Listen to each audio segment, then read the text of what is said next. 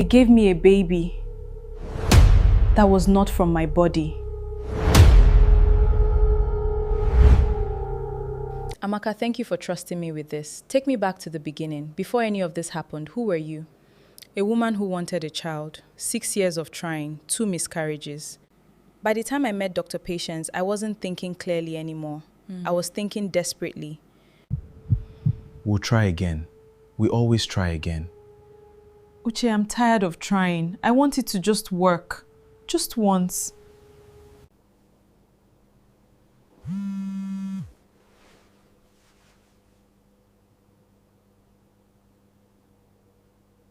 This is often step 1, a private setting that looks credible enough not to question, and deliberately avoids the referral and verification systems a real hospital would use.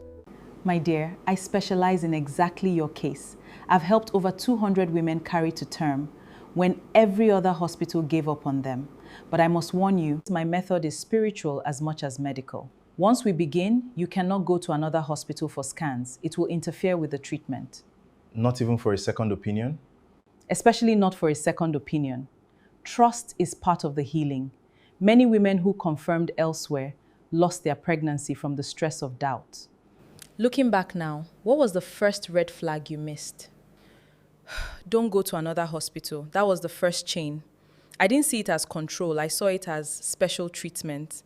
In real reported cases, this stage often involves hormone injections, staged or manipulated scans, and mounting cash payments, all while blocking independent verification. This is important. Genuine cryptic pregnancies are real. What makes this a problem is a person deliberately using that possibility, blocking real medical verification and monetizing it. Any real pregnancy can and should be confirmed through a blood HCG test and an ultrasound at a licensed facility. That takes minutes, not months of secrecy. If a specialist ever tells you not to seek a second opinion, that is not medicine. That is control.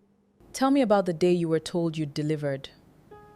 Told the birth needed to happen at her private facility. When I woke up, there was a baby. They told me it was mine.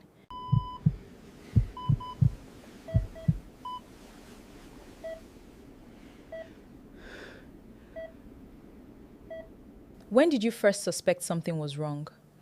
2 things. First, at her 6-week check, our real pediatrician noted signs that needed urgent testing, and the result came back HIV positive. I am not.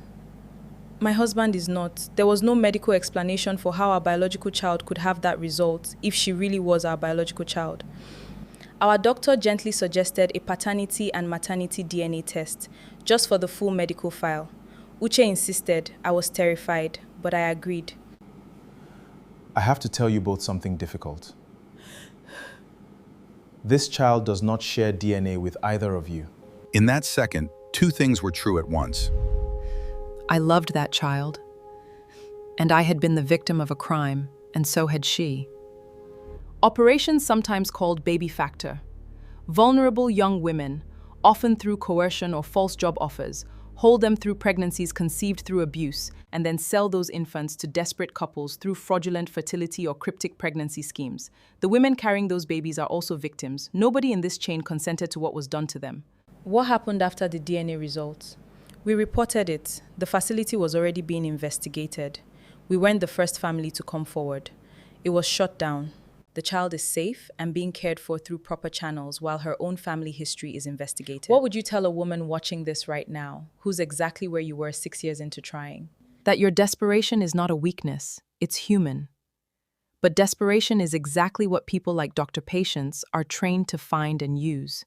A real path to a child, through fertility treatment, adoption, surrogacy, will always let you get a second opinion and will never punish you for asking questions. If something like this has happened to you, please NAPTIP, Nigeria's National Agency for the Prohibition of Trafficking in Persons, or your local police trafficking unit immediately. And if you are trying to conceive, please only trust licensed fertility clinics and registered hospitals. Verify. Always verify.